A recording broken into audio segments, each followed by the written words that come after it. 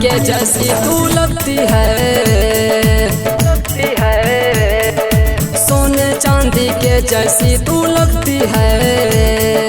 प्यार करोगी तो पैसा लगती है, फ्री में न कोई भी लड़की फंसती है, फ्री में न कोई भी लड़की फंसती है। प्यार करोगी तो पैसा लगती है, प्यार करोगी तो पैसा लगती है।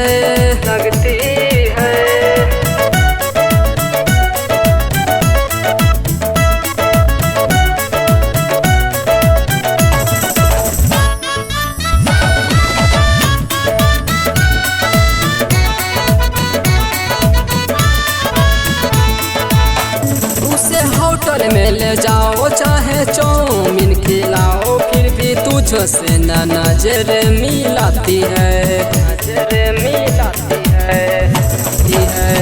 उसे दिल में बसाओ चाहे जिंदगी में ले आओ, फिर भी तुझसे न नजर मिलाती है।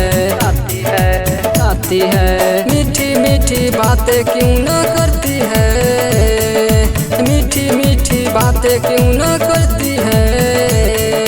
प्यार करोगी तो पैसा लगती है, सोने चांदी के जैसी तू लगती है, सोने चांदी के जैसी तू लगती है। प्यार करोगी तो पैसा लगती है, प्यार करोगी तो पैसा लगती है।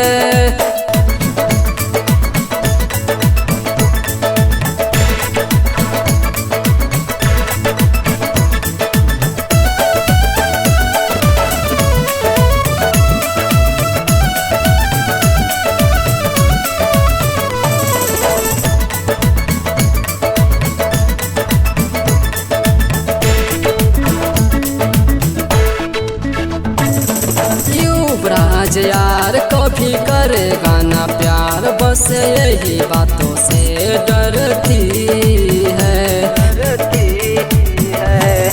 रवि से दीवाना प्यार करता है रोजाना, उस पे लड़के भी क्यों मरती है।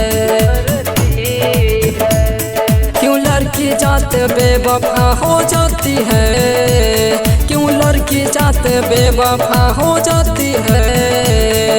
प्यार करोगी तो पैसा लगती है, सोने चांदी के जैसी तू लगती है, सोने चांदी के जैसी तू लगती है। प्यार करोगी तो पैसा लगती है, प्यार करोगी तो पैसा लगती है।